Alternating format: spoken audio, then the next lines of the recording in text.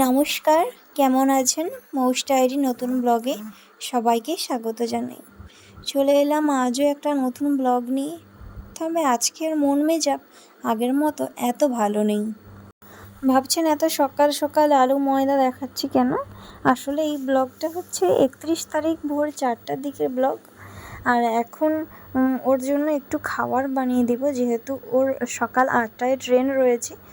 Maximum 23 ঘন্টার journey করবে, আর ও বাইরের খাবার খেতে একদম পছন্দ করে না।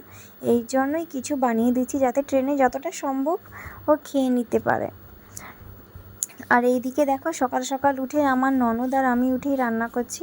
আর এদিকে ফ্রিজ থেকে আমি নারকেল নাড়ুটা বার করছিলাম, যেটা মা দিয়েছিল। ওইটাও ট্রেনে নিয়ে যাবে, আর সঙ্গে পরোটা, আলু ভাজা, ডিম সেদ্ধ করে দিয়েছিলাম। আর সঙ্গে দিয়েছিলাম শসা, কাঁচা লঙ্কা, কাঁচা পেঁয়াজ। ও খেতে ভালোবাসে, এই জন্যই দিয়েছিলাম। আর এদিকে আমার ননদও সকাল সকাল উঠে রান্না করে দিয়েছিল। যতটা সময় যাচ্ছে ততটাই কিন্তু মন খারাপও বাড়ছে। কেন জানি না, প্রত্যেকবার যাওয়ার সময় হলে এত মন খারাপ করে। যত ভাবি কাঁদবো না, মন খারাপ করব না, ভালোভাবে যাকো, কিন্তু জানি না কেমন একটা মনের ভেতর অস্থির অস্থির লাগে। আজকে বলি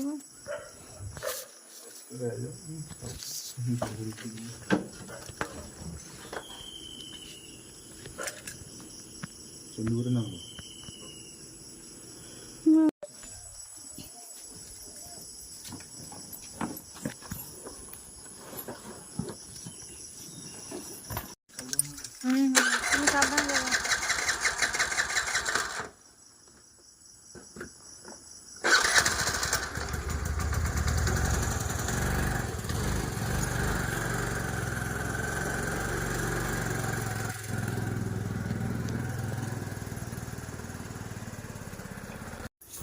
ও এদিকে আমার সাথে কথা বলছিল যে আজকে তুমি বাড়ি যেও না, তোমার মন খারাপ করবে, আজকের দিনটা থেকে যাও, তারপর নয় কালকে যাবে।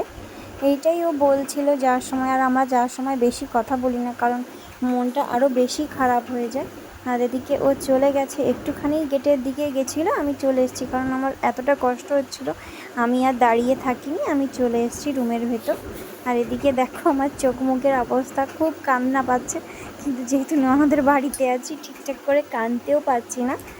ভয়েস ওভারটা দিচ্ছি তোমাদের অনেক দিন পরে, তাই হয়তো এখন হেসে হেসে দিচ্ছি, কিন্তু বিশ্বাস করো খুবই কষ্ট হচ্ছিল।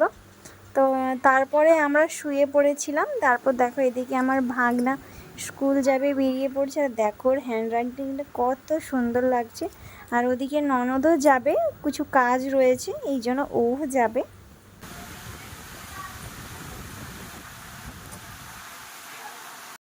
এদিকে ভাগনাও স্কুল চলে গেছে, আর আমার ননদও গেছে একটু বাজারে, ব্যাংকে কিছু দরকারি কাজ রয়েছে, এই জন্য ও ওখানে চলে গেছে।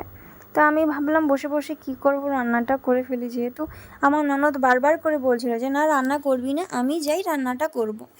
কিন্তু যাই হোক, ও রোদে রোদে এসে রান্না করবে, যেহেতু এখন প্রায় 11টা 12টা, 11টা সাড়ে 11টা বেজেই গেছে, তাই ভাবলাম বসে না থেকে বেকার রান্নাটা করেই নিই, আর কতক্ষণ এইভাবে বসে থাকবো।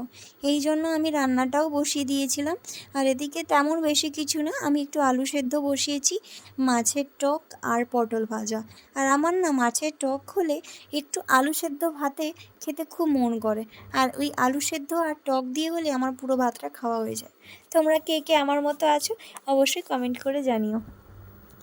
তো চলো, ওদিকে ও কিন্তু ফোন করছিলাম, ও ট্রেনে উঠে গেছে, খেয়ে নিয়েছে, বলেছে এতগুলো ডিম সেদ্ধ দিয়েছো, আমি কখন খাবো। যেহেতু আমার সব ডিম সেদ্ধ ননদই করে দিয়েছিল, মনে হয় 5টা ডিম সেদ্ধ দিয়েছিল। আর পরোটা তো অনেকগুলো রয়েছিল, আলু ভাজা ছিল, নারকেল নাড়ু ছিল, শসা, কাঁচা লঙ্কা, কাঁচা পেঁয়াজ, তারপর মুড়ি, চানাচুর, সব কিছুই ছিল। যেহেতু ওর একটু খাওয়া নিয়ে প্রবলেম থাকে বরাবর, এই জন্য বলেছিলাম পরোটাটা সকালে শেষ হয়ে গেলে রাত্রে নয় চানাচুর, কাঁচা লঙ্কা, পেঁয়াজ, শসা দিয়ে মুড়িটা খেয়ে নিও। তো এত খাবার দিয়ে দিয়েছে, খাওয়ার জন্যই ব্যাগ আরও বেশি ভার হয়ে গেছে। যাই হোক, বলতে বলতে ওহো অনেক দূর এগিয়ে গেল। আর আমি এখানে ননদের বাড়িতে রয়েছি। ভেবেছিলাম আজকে চলে যাব, কিন্তু আজকে আর যাব না, কারণ আজকে গেলে একদম মনটা খারাপ হয়ে যাবে। তাই ভাবলাম আজকের দিনটা এখানে থেকে যাই, তারপর কালকে যাব। কিন্তু কাল আর যাওয়া হয়নি। কাল বলে আমি এসেছি 2 দিন পরে, মানে 31 তারিখ থেকে 1 তারিখ থেকেও 2 তারিখ সকালে এসেছি আমি। আর এদিকে আমি রান্না বান্না করে ধোয়া মোছা সব কিছুই করে নিয়েছি। আমার ননদ এসে বারবার বকছিল, এত কিছু তোকে করতে কে বলেছিল? আসলে কাজ পড়ে থাকলে না বসে থাকতে ভালো লাগে না, এই জন্য এটা করে করে অভ্যাস হয়ে গেছে, এই জন্য করেই নিয়েছি। আর এটা ছিল রাত্রিবেলা, ও আবার ডিমের ঝোল ভাত রান্না করছিল। সারাদিনের ব্লগটা তোমাদের সাথে শেয়ার করলাম, কেমন লাগছে অবশ্যই কমেন্ট করে জানিও। যারা যারা চ্যানেলটা সাবস্ক্রাইব করোনি, আমার চ্যানেলটা সাবস্ক্রাইব করে পাশে থেকো। আর হ্যাঁ, আমার ফেসবুক চ্যানেলটা রয়েছে মুয়া মৌমাইতি নামে, যারা এখনও করোনি ফলো করে দিও।